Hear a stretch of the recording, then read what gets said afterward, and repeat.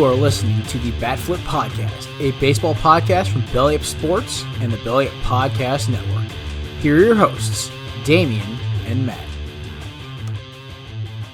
Welcome back, everyone, to the Bat Flip Podcast. This is going to be episode 20, our first episode on our Tuesdays, and also the first episode of 2021. Last year was a good year for us, and we're starting this one off strong. I've been happy with the support so far, and just ready to kick off this year. How are you doing over there, Matt? Doing pretty good. Happy New Year to everybody, and we've got I guess it's a little bit late Christmas presents, but all the moves that have happened in baseball the last 2 weeks, we got a little bit of Christmas presents. So I hope everyone had a great couple of holidays here, and so excited for the new year and for 2021. Hopefully, to be a lot better than 2020 for so many people out there. But for us, of course, starting this podcast, 2020 was it turned out to be all right. So, we're just trying to make it. I know that hope that everyone's doing well out there. Yeah, and if you guys are, looking at this on Apple Podcasts and Spotify and stuff, you should see our new logo. We wanted to start 2021 off fresh. We gave our logo a nice little facelift. Looks much better, much more professional now. I really love the way it turned out. So, nice little touch to start off, the podcast 2021, and just start off fresh and just give us a little facelift and a little extra energy. I don't know. Now that we have that new logo, it kind of makes me feel better about this thing. I don't know. What about you? Oh yeah, it looks a lot better. I'm excited for it. As many of y'all who have listened to us before know, Damien and I are both big into sim racing, and we both painted up our cars for this upcoming, for the new year and everything with with the uh with the logo. So I think it's pretty cool. I like it a lot.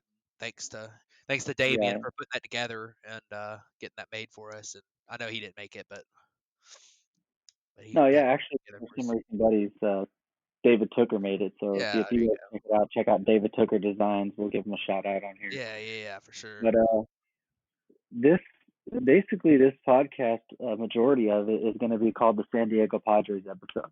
Oh yeah. So if any of your teams are in the NL West, like my Dodgers are, there's a little nugget in here that just broke literally right before we started recording this for the Dodgers, but everything else is going to be for the Padres and how the Padres are making some humongous moves to try and come after the Dodgers division titles and the Dodgers World Series title.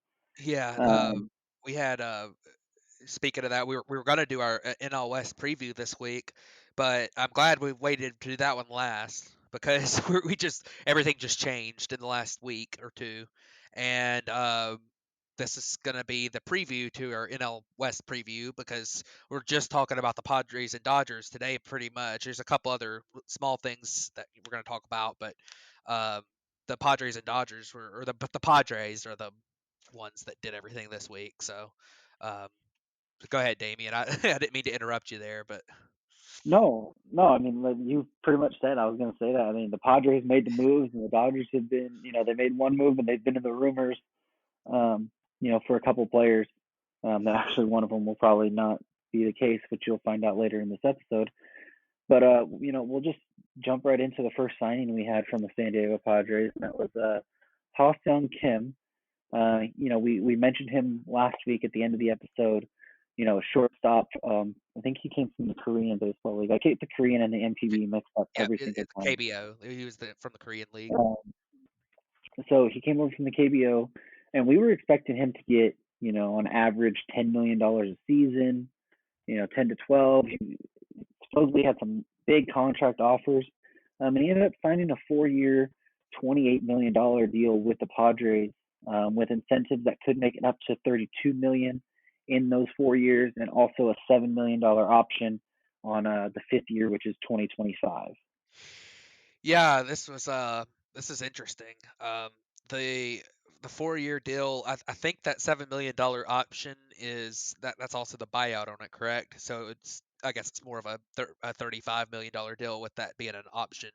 They'll pay him regardless, but um, I'm not sure what the buyout is on it actually. But you're looking at a guy who That's really cheap for a guy with the projections that he's got, like ridiculously cheap. In the KBO, which is somewhere between AA and AAA in skill level, from what I've read, and that's kind of the general opinion in the industry.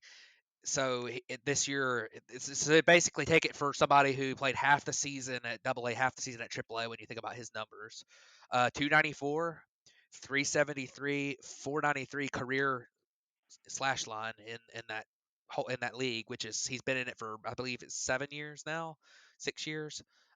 He's 25 years old, so he's a young guy, and he's the projection. Some of the projection systems actually have him projected for 3 to 4 wins above replacement, which would put him at a pretty solid regular above average, for sure, and almost, if he hit the high end of that, you're thinking maybe an all-star type player, and maybe I probably you could probably compare him a little bit to Jung Ho Gong from the Pirates a few years ago. He's got good plate discipline. He actually struck out fewer times than he walked. I mean, yeah, struck out fewer times than he walked. 68 strikeouts and 622 plate appearances is a pretty good number. That's a low number, and that was this year. So this is a guy who he seems like he's going to be a solid player. He plays shortstop, which is nice, but he can move around the infield. Of course, with the Padres having Fernando Tatis Jr. At shortstop already, he's not going to play short. And with them having Manny Machado, who's an elite defender at third, playing third, he's not going to play third. So that part of it's kind of interesting. I would assume he probably slots in at second, but this is an interesting move, and I'm excited to see how this guy plays out. He seems like he's got some real potential. So Yeah, the supposedly what I've heard is the plan is for him to play second. It's really weird because they do have Jake Cronenworth, and there was a kind of thing like, oh well, Cronenworth's going to go to the outfield, but their outfield is kind of stacked. I mean, you got Tommy Pham, Trent Grisham, Will Myers, and I know I'm forgetting one other name out there. But then you have Eric Hosmer at first. So who knows what's going to happen with Jake Cronenworth? But supposedly the plan is for Kim to be the second baseman, um, for the Padres. This is a lot less money than I thought it was oh when he was yeah. going to get. I mean, when I put in our little chat we have with our group of buddies that if this is all it took to get him, why weren't more teams in on him? Um, and there is a rumor that he had a bigger offer from another team, but we don't know what that team is or what that offer is. So this one is, maybe he sees the Padres as a young, kind of fun team. They've got a lot of press and publicity these last couple of years, for being that kind of a team, kind of up and coming. Fernando Tatis, Manny Machado, just showing a lot of emotion and stuff. And the KBO, they have the bat flips, they have all that stuff as well. So, and they're also a young and up and coming team that's going to be challenging for division titles and World Series, for this next couple of years. So maybe he sees that and says, "Hey, I'll take a little bit less money to go there. It's still more money than you get paid in the KBO." Yeah. So, but Yeah. he's going to be a solid second baseman. I mean, we don't quite know exactly what the transfer over is going to be. It always takes these guys a little bit to really adapt to the Major League Baseball game. It's faster pitching. It's a bigger ball. It's all kinds of stuff. So it'll be interesting, but it's very good signing for the Padres. I mean, if this is all it took to get him. Yeah, and So one more note on that too, is that this is like I said, it's like a guy between AA and AAA. So you think about all the players who have come up from AAA to the big leagues, and hitting around that slash line, and I think this year he had a 940 OPS, so it could go either way. There's definitely some risk involved, but this is interesting, and I think also, you were talking about the crowdedness of the Padres lineup. This could open up a spot for them to potentially try to trade like a Will Myers and maybe drop some money off the books. Pair him up with somebody, maybe even Cronenworth.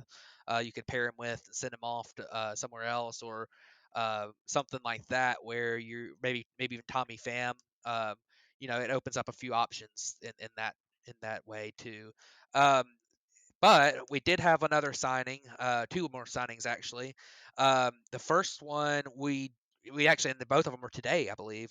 Um, so the one that just happened a few minutes ago was Blake Treinen signing a 2-year deal worth $17 million with a $8 million option for 2023.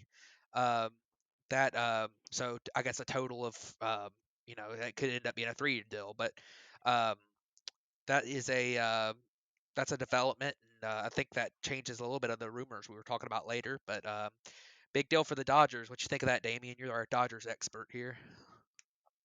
Yeah, I mean it's less money than he got last year, and he was coming off a terrible season last year, and he got $10 million on a 1-year deal. Had a fantastic year for LA. He could come into this year being the closer. Who knows? Last year he was setting up Jansen, and Jansen, and he's still a good major league pitcher, but you're starting to see signs of him falling off a little bit more. So maybe Trinan's more of a year closer this year, but I mean, overall the deal is actually he got a $4 million signing bonus. He got $6 million a season. So that's for 16, and then he has a $1.5 million buyout. So no matter what, he's going to get 2 years at 17 and a half potentially. And that last year is for that 2023 option is for 8 million. So overall, it could end up being a 3-year, $24 million deal, which for a guy who had a season last year like Blake Treinen, I think you could say that this is a fantastic deal for the Dodgers here. And obviously Treinen's getting his $8 million a season on average, but if you talk to many people, they were expecting, him to get 12 to 13. So for LA to really get him for, below market value, you should probably say that's a fantastic deal. Yeah, I think it ought to work out for the Dodgers. But we'll see. We'll see. The last free agent deal that came through this week was that Robbie Grossman. This was actually today too, I believe it was either today or yesterday. I think it was today. Robbie Grossman signed a 2-year, $10 million deal with the Tigers, which I thought was pretty interesting. And Robbie Grossman is coming off a pretty good year. He hit 241 with a 344 on base and a 482 slugging in 2020, which totaled out to be with his, including his defense base running a 1.3 WAR, which not bad in this short season. So I think that was an interesting move for sure. The Tigers adding a little bit of major league talent, improving their offense. Yeah, So. and I thought it was interesting for him going to the Tigers as well. But one little thing that I kind of sparked my interest was that he's reuniting with AJ Hinch. Robbie Grossman did play for the Houston Astros at one point under AJ Hinch. So this is kind of a reunion of sorts for Grossman to Hinch. Maybe he trusts him a little bit more, or trusts him more than many players would right now after that whole scandal thing. Yeah, Um, that's so definitely that's definitely true. I didn't even think about that. yeah, Grossman, he's a solid major league player. He's going to get you close to a 34, 35% on base percentage. Hits the ball decently well. Walks almost 11% of the time. His career average is 12.6. This year was 10.9. Still strikes out a little too much. I mean, almost 20% of the time. But he's just a solid all-around player. He's not gonna be a star player, but he's gonna be a guy who's gonna can play every day as a switch hitter. He's not platoon based, so he can play every single day, and he's a decent defender. I mean, he's a little bit below average, but he's not going to kill you out there either. So Yeah, he's just usually a played. solid deal. And Yeah, I was gonna say he's usually played on corner too, so yeah, he's not bad in a corner. It's just he's not playing a premium position, obviously, but yeah. right. And like somebody was saying, a 2-year, $10 million deal for Detroit. They really struggled last year just making contact at all, and Grossman should be able to do that for him. And at $10 million, this is a guy, which it really was an interesting point, is that he's probably a guy who's more valuable to trade for at a deadline for a stretch run than he is in the off season, because he's not a star player, but he's a guy who's going to be able to fill a role decently well. So if at $5 million a season, if the Tigers decide at this trade deadline, hey, we can trade him with a year and a half left, pay a little bit more money, let them get $5 million overall. for a guy like this that they're going to have for a year and a half. The Tigers, who are in a full-fledged rebuild like we talked about, maybe they can get a major league piece back for him, or a major league, prospect. Somebody that's going to have some sort of an impact. Maybe a low starter or a reliever or something. So very solid deal, and those type of deals you're going to see for these kind of role players. Go into a team that maybe they can play a little bit more, showcase themselves a little bit more than competitive teams will, and the opportunity to maybe get traded into a World Series run or to a playoff run. Yeah, for sure. And one other note on these free agents are that all three of them signed contracts that are a lot lower than were kind of expected. I mean, especially Kim. I mean, there were some people talking about he ought to get $100 million. So, um, he's only getting what 30 35 at the most. So, and then Grossman, for a pretty average major league player who's probably a lower end regular, um, the market value for that's typically about $10 million for 1 year, and he's getting $5 million a year. And Blake Treinen, like you said, I think he's probably on the same contract. I mean, if you just look at how valuable his contract is, it's probably very similar to what it was last year because he does have more years on it. So you're always going to cut out just a little bit based on the years. But the fact that he's coming off a much better year last year than he had with his last year with the A's, then I feel like that's a pretty cheap deal too. So maybe you're seeing a little bit of the effects of with the coronavirus being a little bit um, slow to it's not slowing down super fast, and teams are maybe starting to get a little bit worried about the beginning of the season.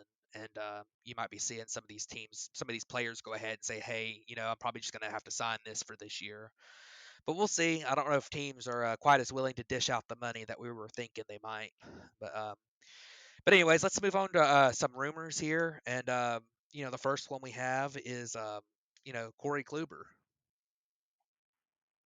Yeah, I mean, it came out today as well that he's going to throw a bullpen session this next week or so for kind of scouting for teams to show up and see maybe what he has. He was he's battled injuries the last couple years, and then this past season, after getting traded to Texas, I think they only lasted like 1 or 2 innings, I think he only wasn't it, pitched one before he ended game. up. Yeah. Yeah, it was, and it wasn't even the full game. It was only like 2 or 3 innings maybe. Yeah. Um, and he ended up hurting his shoulder. I forget what the actual injury is, but it took him out for the entire season. So it was, he's an older guy, but he's had a track record of being successful when he's healthy. But he has battled injuries the last couple of years, and he's starting to get on that older side for pitchers. He doesn't have a ton of mileage on his arm, but even then, it's still. I mean, if he's breaking down like this and having these injury problems with not many innings on his arm, then this could be a scary sight. Yeah. Absolutely. Absolutely. But our our next rumor we had, which sort of involved the Dodgers, which is why the Blake Treinen deal was pretty shocking, was that Liam Hendriks, who's the top free agent relief pitcher out on the market, he had met with the Blue Jays, I believe it was yesterday or today, at their facilities and kind of just like went through and saw everything they had. I don't know if those were the Buffalo facilities or if that was the Toronto facilities. So I don't know. Who knows where they're playing this season? That still hasn't come out. But, he's drawing interest from the Blue Jays, who are very active on all the top free agents, which we talked about a lot. He's drawn interest from the White Sox, and then he supposedly the Dodgers have had strong interest in him as well. But we don't know how much that will continue now that they have re-signed Blake Treinen. Yeah. It's interesting. Liam Hendriks is one of the best relievers in baseball. He's done it very under the radar since he's been in Oakland. But I mean, any of these teams make sense. Every team in baseball could add a reliever. Um, I mean, I wouldn't put it past the Dodgers to add an extra reliever. In Hendricks, you can never have too many. And like you talked about earlier with Kenley Jansen, maybe you're not quite as confident in 2021 in him as you have been in the past. You might want to add another elite reliever where Trinan looks like he could be back to being close to that elite form, but we're not 100% sure on him, because of that year before last. But Uh, but Liam Hendricks, I think we're pretty sure he's going to be pretty elite. I mean, as about as sure as you can be that somebody's going to be really good. So Dodgers make sense. The Jays definitely make sense. They need a closer. They need to replace Ken Giles. Um, and the White Sox lost Colome, so they need another back into the bullpen piece. But it'll be interesting. It'll be very interesting to see what kind of a contract Liam Hendricks gets too. Which obviously that's not a part of this rumor, so that's a story for another day. But um, I'm interested to see what ends up happening with some of the top relievers on the market this year. So Yeah, I mean, and if we're talking about Treinen, I was saying maybe if we can get, you're talking about Treinen maybe getting under market, maybe the Dodgers do go out there and sign Hendricks, maybe because market's even a little lower than what they were expecting. But yeah, that next rumor you were going to jump to was DJ LeMahieu. Go ahead and kind of hit on what his market's looking like. yeah. So DJ LeMahieu, it looks like basically what's going on here, and these are all rumors, of course, that aren't even though they're being reported from fairly reliable sources. You never know how exactly how accurate these rumors are. But DJ LeMahieu apparently has been drawing some interest from the Dodgers.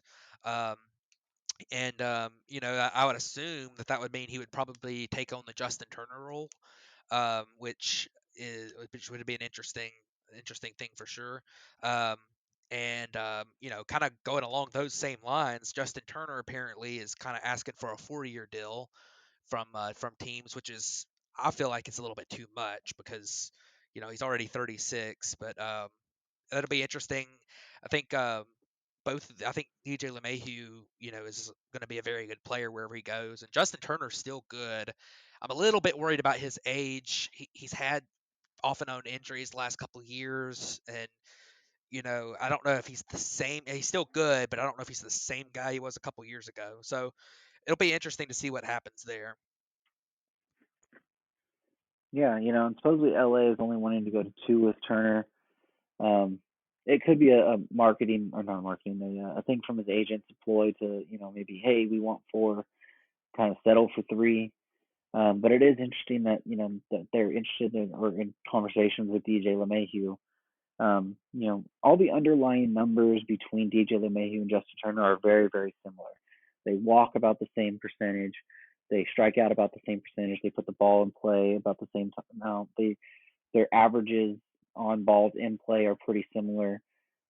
Turner's hit for a little bit more power than LeMahieu has, outside of his past couple seasons where LeMahieu's been in Yankee Stadium. So it'll be interesting. I mean, LeMahieu's a career second baseman, and teams are talking to him that maybe about playing third. So who knows? And the Yankees are in a wait and see mode. They're kind of in the mode of, hey, go get an offer and come back to us, and we'll see what we can do to maybe match it or go over it. But Yeah, just some rumors going around there. yeah, for sure. And I think that Now for we the get to the when I was gonna say when it comes to the Yankees, I think that's a very wise thing to do this offseason because you just don't know you don't know what the market's gonna be for a lot of these guys. Like we were talking about earlier with these free agents that have signed this week. You just don't know what it's gonna look like here going forward with is DJ LeMahieu gonna get that contract that they're expecting? Because if the Dodgers offer him that, the Yankees might not be able to beat it, but you also don't want to just lowball him and turn him against you. So I think that's a smart thing to do. But absolutely. Well, let's move on to the real juicy parts for the San Diego Padres fans, and that is the 2 blockbuster trades that they have made um, in this past week.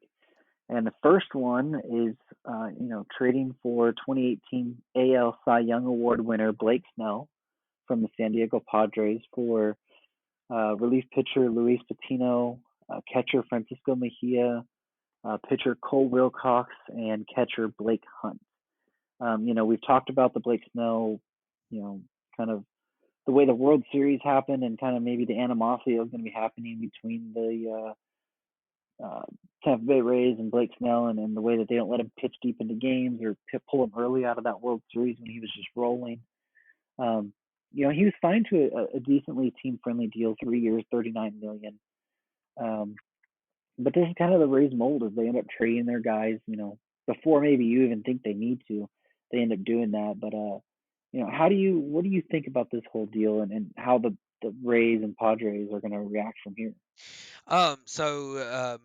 I think the big thing is you got to look at the prospects that they got back, because they're close to big league ready, or they are already in the big leagues.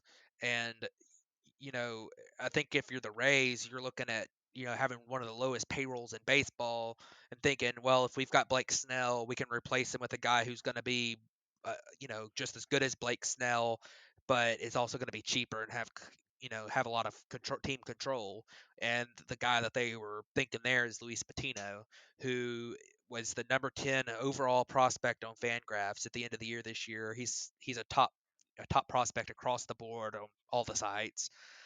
He's got a very good fastball. They rated as 65 on the 2080 scale, so that's a pretty plus fastball, plus slider, and he's got good command in general in the minor leagues.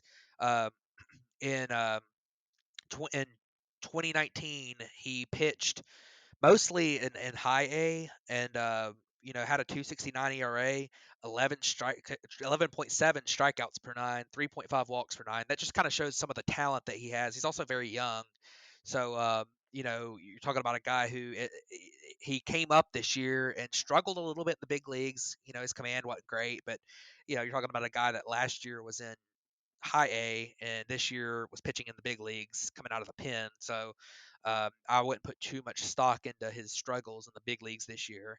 Another guy who has been a big part of a blockbuster trade before, Francisco Mejia.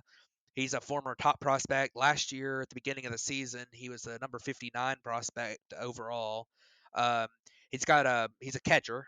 He's solid raw power, and a pretty solid bat as a prospect. I think a lot of people have kind of expected that to come around. And he's got an elite arm. It's an 80 grade arm on the scale. So just one of the best prospect arms you've seen. Um, he was a pretty average player in 2019, when he had his full season, of course.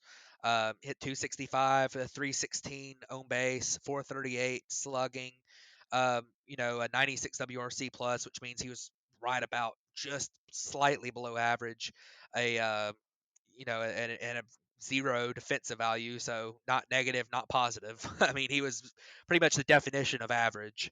Half of a win above replacement, so but he only played in like 80 games. He was their backup catcher. The biggest thing is his approach needs work. He strikes out too much, doesn't walk very much. Um, but he's a guy who definitely still has talent, so a good throw in that deal. Then Cole Wilcox, who was a third round pick this year out of Georgia, he actually signed a huge bonus coming into the third round over slot at $3.3 million. He was a college eligible sophomore, so he was somebody that they had to sign for a lot of money to get him to not go back to school.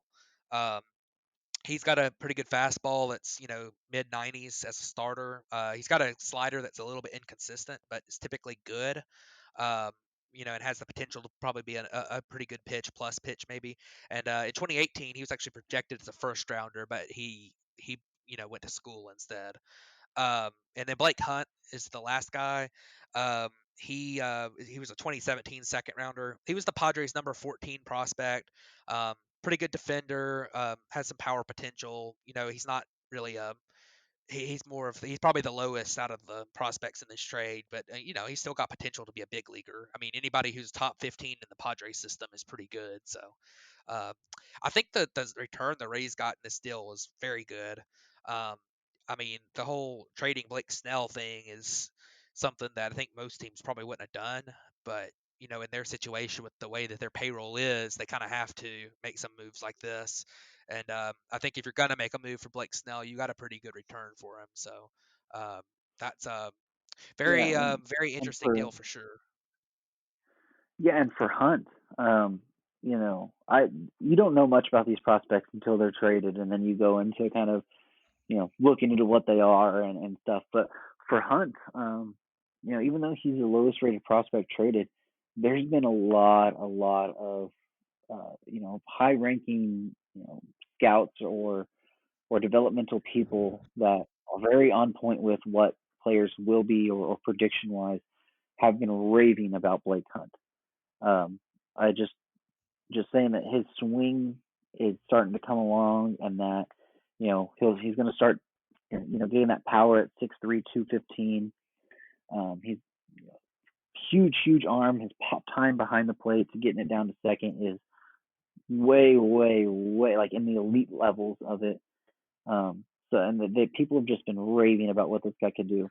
He is 22, so he's still got a little bit more time to develop before people say that he's not ready or before he's a bust or whatever. But people have been raving about this guy, so he's one to probably watch out for. And as far as the trading Blake Snell, I mean, I think you had to, right? I mean, the way that happened in the World Series, you guys get there and then you pull him after he's rolling and everything. There's just no way you could bring him back, right? Like Yeah, you I just, mean, to a certain it just, level, I get that. Yeah. it just seems like the bridge was burned. You know, he wasn't particularly happy when they traded his buddy Tommy Pham the year before. Um, he was streaming on Twitch and got the famous Twitch clip of him calling the guy a slapdick prospect. And now he's reunited with Tommy Pham in San Diego. But it just seems like they're the burning the bridge between the Rays and Snell has kind of been coming. You can kind of just see the smoke already, and now we're kind of just where the bridge is burned. Um, it, it, he wasn't on a very expensive deal. They would have been able to keep him at least for another year and maybe under 2 years control. But I mean, if you're trading him now, I think they did a very fantastic. They got a very fantastic package for him. Yeah, and one other thing with the Rays, you got to remember. I think that sometimes these teams that are really low market sometimes do a 1 year one off type thing. Roll payroll, not low market, but you.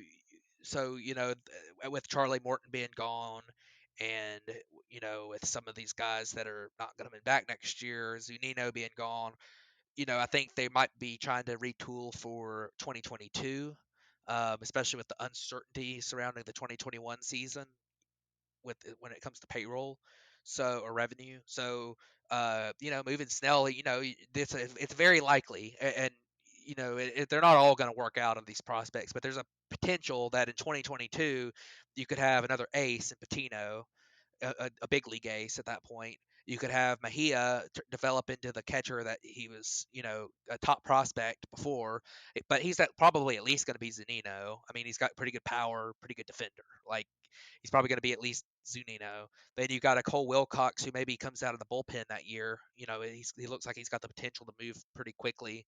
Um, and then you've got this Blake Hunt, who, if Mejia doesn't work out, he might be the guy that works out as a catcher. So I think you got a potential to have a couple of pretty good big league pieces out of this. And Patino's got that potential to be as good as Blake Snell has been. I mean, that's hard to say that he's going to for sure because he's a young guy. He's a minor leaguer right now. I mean, he's a double A. He probably should be in triple A this coming up year to start.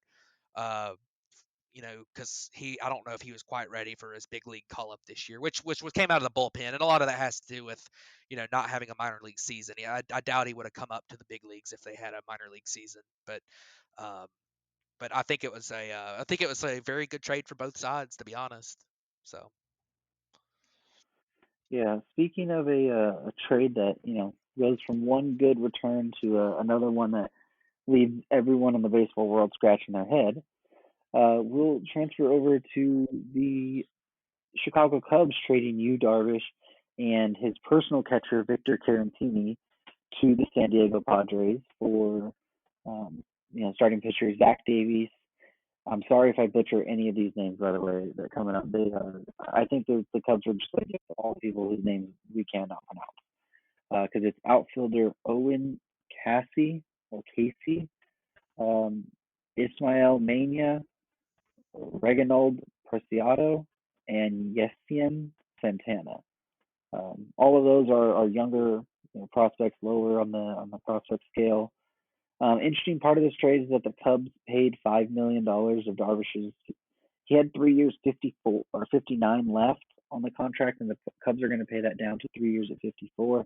Not quite sure why, but they did. Darvish is coming off of second place finish in the Cy Young this year. He had a really fantastic year. A 2.01 ERA, a 2.23 FIP. Struck out 11 per nine. His walks were at an all-time low. He only had a 1.6 walks per nine. Very. I mean, his home runs were only 8% for home run for fly ball. Just an overall career year at age 33/34. And then getting his personal catcher, Victor Carantini, which just is probably going to be the backup, to Nola and that over there in San Diego. But what do you think about the return the Cubs got in this trade, Mark?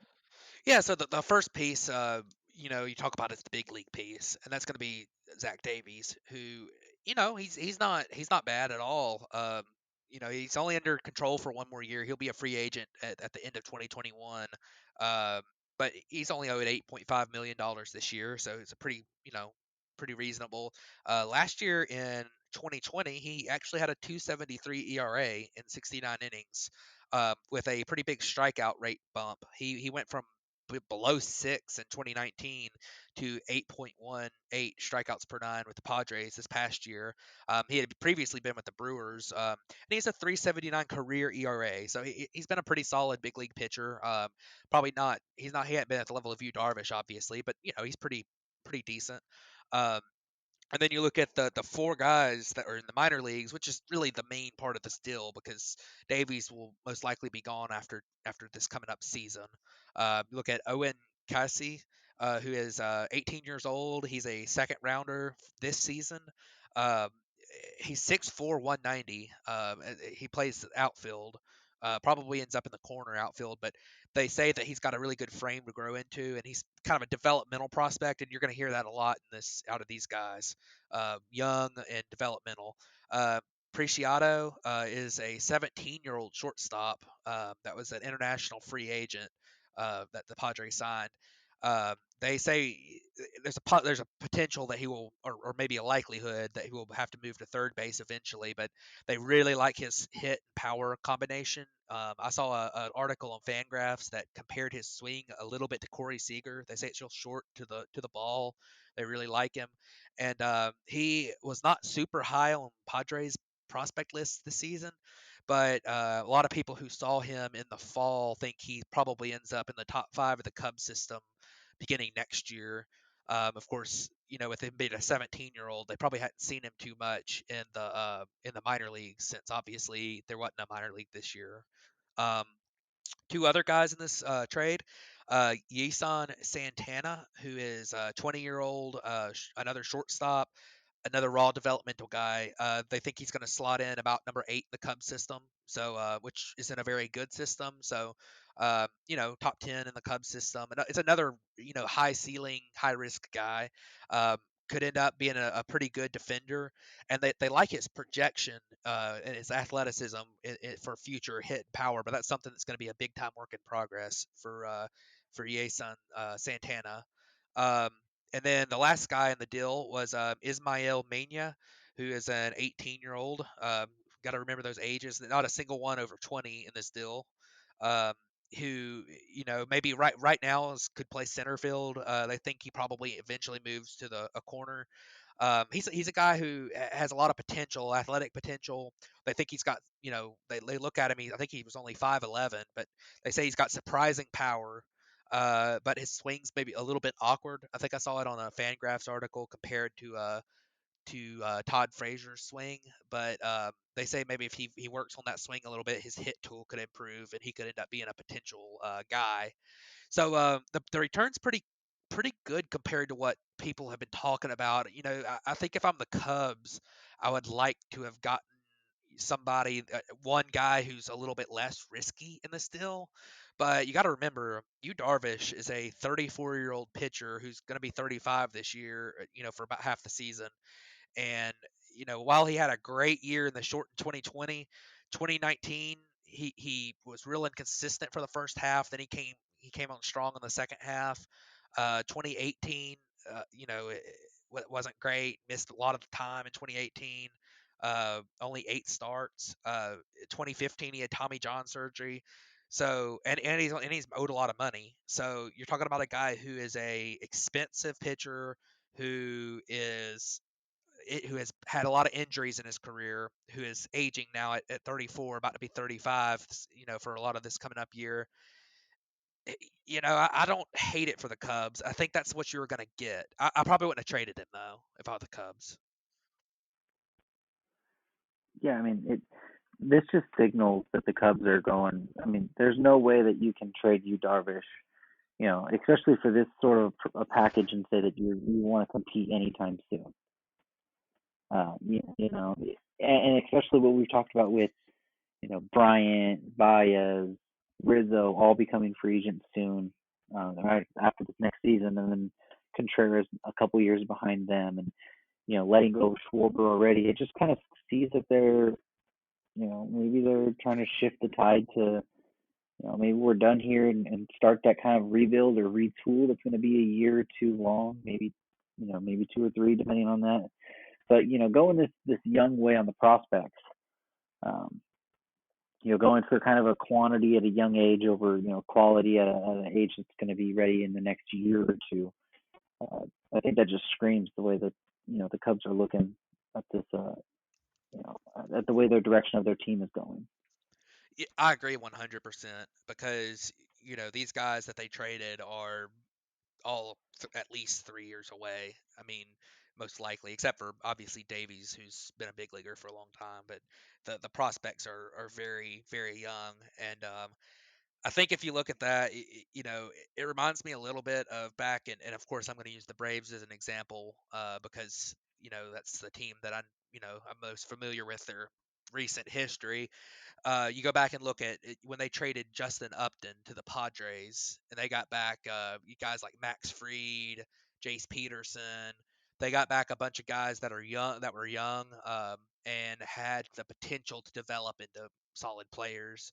And one of them, out of those, had 4 guys that were really young, quantity over quantity, quantity over quality. Sorry, little tongue twister there, but it's a couple guys who, one of them panned out. I mean, Max Fried's now the Braves 1 or 2 in their rotation, and he had a great season and finished 5th in the Cy Young voting this year. So, I think the Cubs are kind of in that same mold looking at this trade. They have a very, very poor farm system right now that they need quality.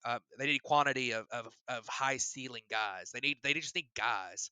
And this is a trade that they got 4 guys who could potentially end up developing into big league players and maybe very good big league players. So I don't hate this as much as a lot of people do for the Cubs.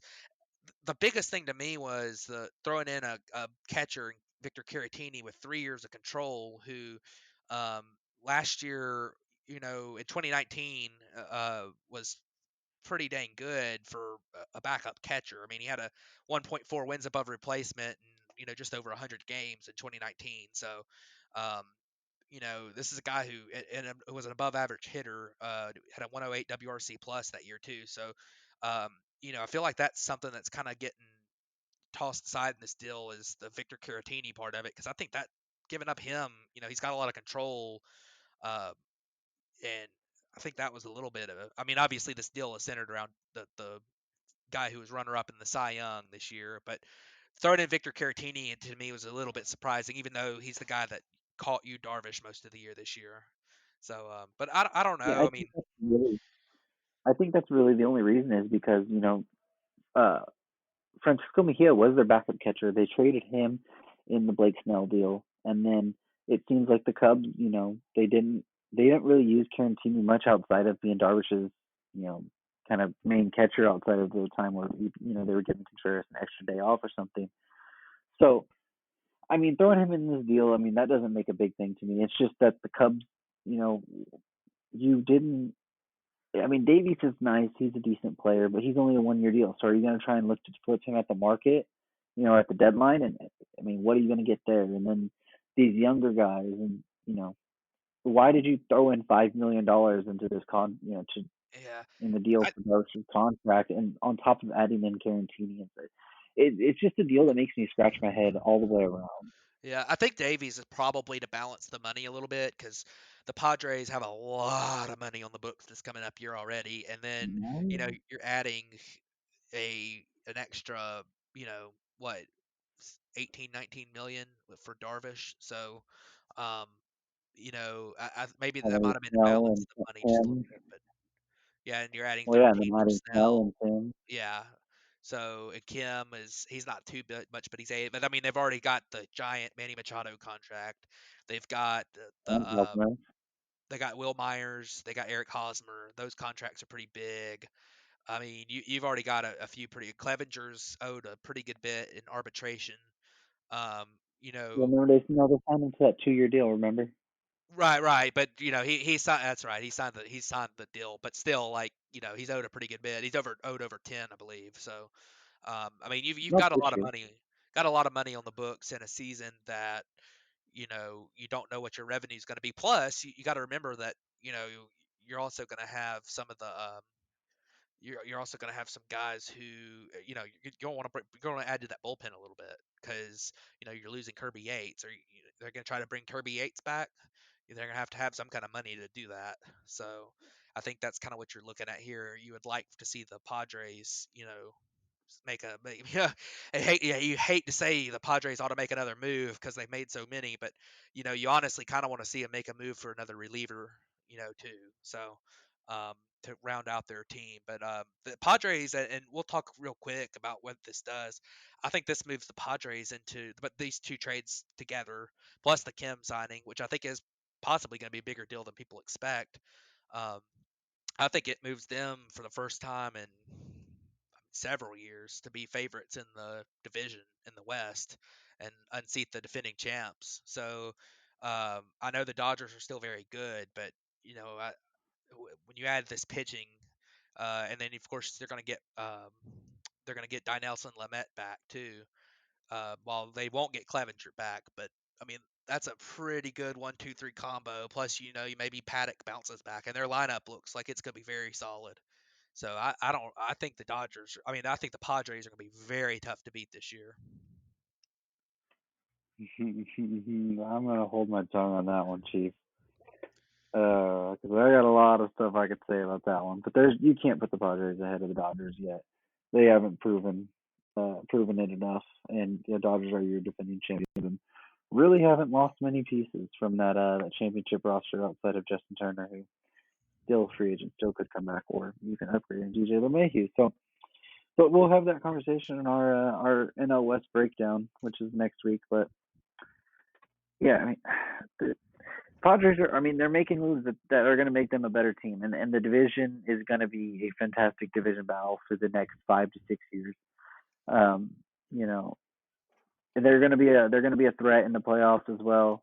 And I think that this Dodgers Padres is going to be the rivalry for the next 5 or 6 years in the NL, and it's going to be in the division. So you're going to be able to watch those teams play each other 18 times Yeah, a season, yeah. I think which is going to make it feel Dodgers. a little bit even more special. Yeah, Dodgers, Padres, and then in the East, Braves, Mets are going to be the two division battles I think to watch.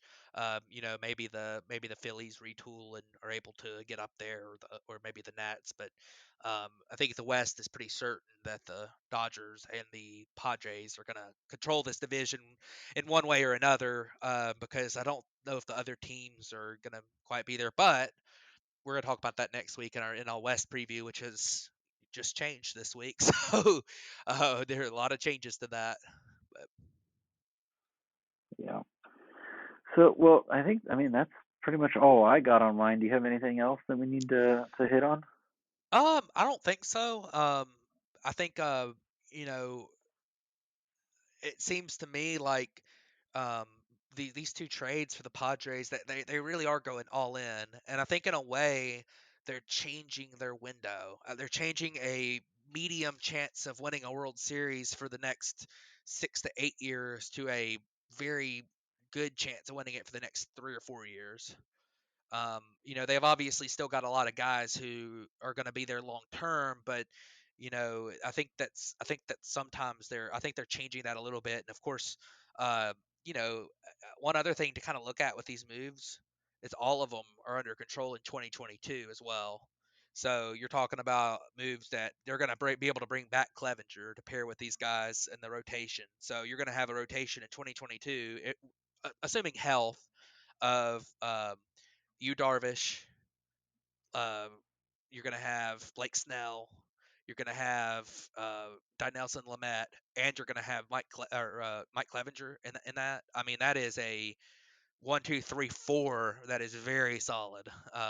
So plus, with that lineup, you throw in a couple of extra pieces in there that are, role players. I mean, obviously they'd like to have a couple good bench bats, in case some depth in case there's injuries. Obviously the bullpen's going to be something that is probably the last thing they need to build. But I mean, this has the look to me of a team that they smell blood in the water right now, and they saw that their team played very well this year. They see the young talent they have. And don't forget, they've also still got an extremely good farm system. Even though they've traded away a lot of guys in the last year, their farm system's still very, very good. I mean, they didn't trade Mackenzie Gore. I mean, he's going to be there. I mean, and they also still have the young Chris Paddock, who, had a down year this year, but he's still young and could develop into something. This team's got. I mean, this team could be this team is very formidable for the future. And if they need something to put them over the top too, one more piece, then I mean they're a team that easily could go get it with a lot to spare at the deadline. So I like the Padres moves. I think they're going to be a very good team. Um, like you said, I mean the Dodgers are very very good too. So it's hard to say which one's going to be the one to beat or whatever. If I had to pick it, I'd say I think the Padres are probably the favorite for the division this year. But we're not over with the off season yet either. So um, there's a lot left to prove, a lot left to go, and we'll keep on following it. And, all the twists and turns. I was very surprised at this one. So we might have we got a new power in the National League, so that's something to definitely watch out for. I hope this is one of those where everybody screams that the Padres won the off season and then they come out and just stink it up. Very much hope that. Yeah, Don't think it will be the case, but I can hope.